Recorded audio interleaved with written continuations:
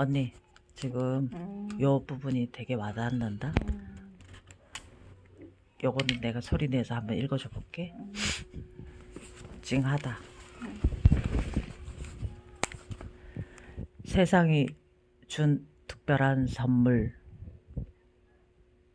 주위를 둘러보면 세상이 우리에게 준 아름다운 선물을 발견하게 된다. 사랑. 사랑, 표현할 때 가장 아름다운 말. 표현할 줄 아는 남자는 아름답습니다. 어떻게 남자가 쑥스럽게 표현을 하냐고요? 표현할수록 당신 마음이 넓어지고 따뜻해짐을 느낄 수 있을 것입니다. 오늘부터 작게 실천하세요.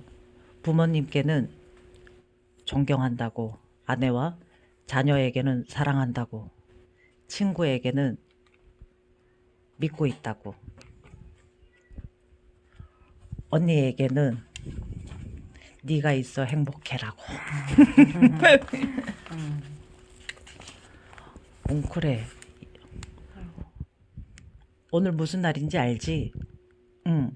올해는 그냥 안 넘어갈 거야. 그깟 편지 한 통 쓰는 게 뭐가 그리 어려워. 비싼 다이아 반지를 해달라는 것도 아니고 그것 하나 못 써줘?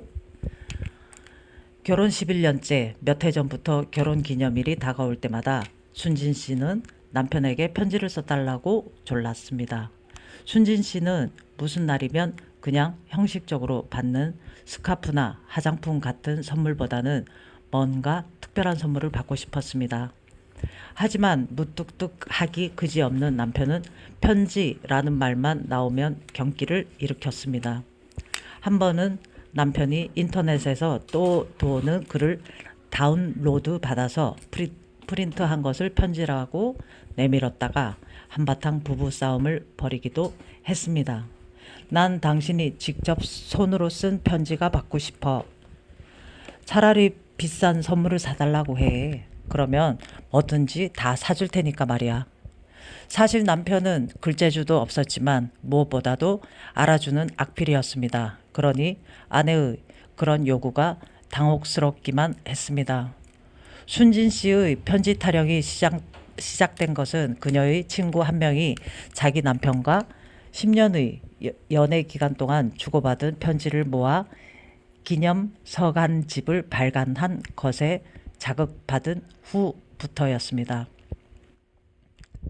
친구들은 금실 좋기로 소문난 그 부부의 유난스러운 애정 과시에 질투 반 부러움 반의 시선을 보냈습니다. 순진 씨 역시 마찬가지였습니다.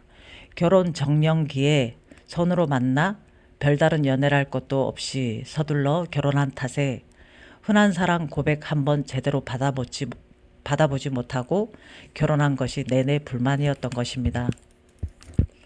남들은 그런 순진 씨를 두고 능력 있는 남편 만나 돈 걱정 없이 사니까 배부른 소리를 한다고 했지만 순진 씨에겐 그 어떤 화려한 선물보다도 남편의 소박한 연애 편지 한 통이 간절했습니다.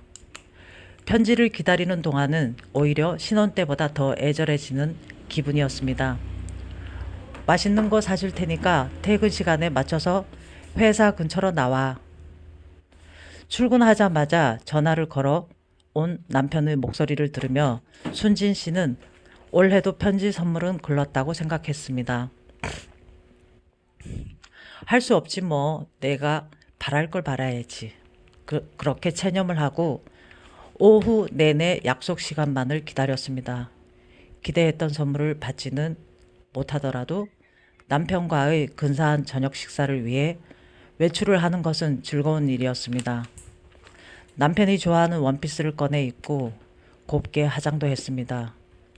그리고 마지막으로 머리 손질을 하고 있을 때 다시 전화 한 통이 걸려왔습니다. 순간 순진 씨는 남편과의 저녁 약속이 깨질 것 같은 느낌이 들었습니다.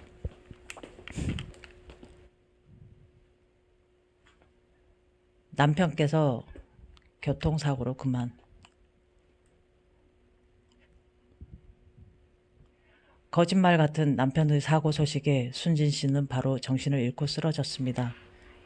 그리고 어떻게 가는지도 모르게 시간이 흘렀고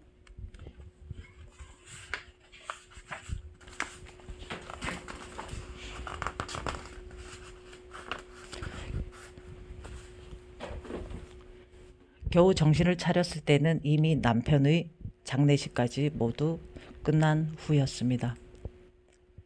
유품을 정리하던 그녀는 남편이 사고 당일 입고 있던 바지 주머니에서 지갑을 발견했습니다. 남편의 손때가 묻은 지갑을 가만히 쓸어보았습니다. 남편의 채취가 묻어나는 듯 했습니다. 여보, 지갑을 열어보았습니다. 미처 써보지도 못한 지폐가 들어있었습니다. 그리고 그 사이로 삐죽이 보이는 종이 한 장. 가슴이 철렁 내려앉았습니다. 여러 번 접은 종이를 펼치는 그녀의 손이 몹시 떨렸습니다.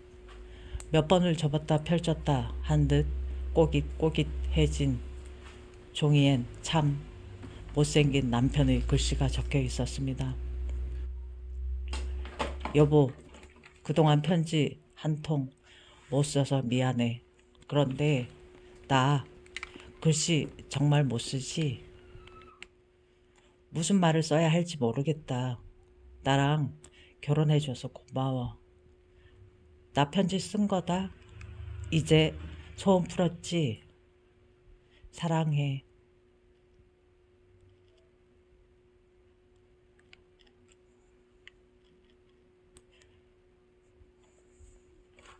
그렇게도 받고 싶었던 남편의 편지 위로 순진 씨의 뜨거운 눈물이 하염없이 떨어지고 있었습니다. 사랑해. 그 한마디 꺼내기가 수줍어 몇 날 며칠 밤잠을 설쳐가며 고민하다 서툴게 적어내린 연애 편지 한 장. 끝내 건네지 못하고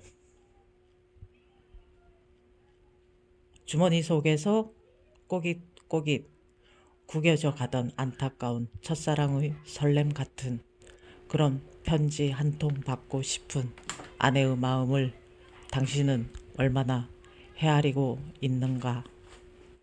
당신은 어쩌면 그걸 꼭 말로 해야 하나 하고 오히려 야속한 마음이 들지 모른다. 하지만 사랑은 표현할 때 더 아름다운 법이다. 길지도 않은 인생 마음껏 사랑하고 마음껏 표현하며 살면 좋지 않을까? 말이 많은 세상입니다. 마음보다 말이 앞서는 세상입니다. 그런데 부부 사이에는 사랑한다는 말, 고맙다는 말 하기가 왜 그렇게 어려운지 모르겠습니다. 당신의 진실한 마음 편지 한 장에 적어보길 바랍니다. 나는 그늘이 없는 사람을 사랑하지 않습니다.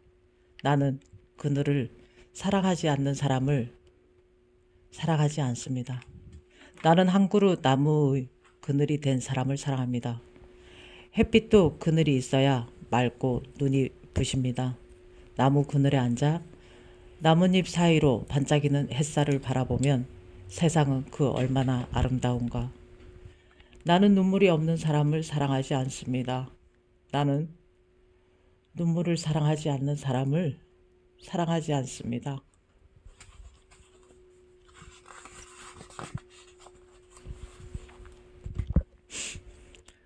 나는 한 방울 눈물이 된 사람을 사랑합니다. 기쁨도 눈물이 없으면 기쁨이 아닙니다. 사랑도 눈물 없는 사랑이 어디 있는가. 나무 그늘에 앉아 다른 사람은 눈물을 닦아주는 사람의 모습은 그 얼마나 고요한 아름다움인가. 정호승, 내가 사랑하는 사람.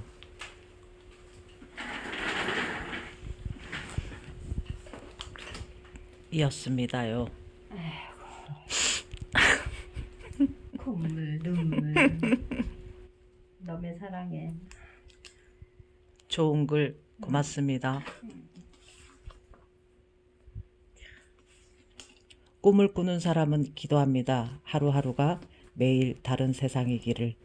매일 익숙한 감정들과 매일 익숙한 행동들로 하루의 시간을 채워가더라도 또다시 눈을 뜨는 아침에 뭔가 새로운 의미들로 가득하기를 바랍니다. 반면 꿈을 잊어버린 사람들은 그저 주어진 하루를 습관처럼 살아내거나 무의미하게 흘려 보냅니다. 우리가 원하는 삶은 어떤 모습입니까?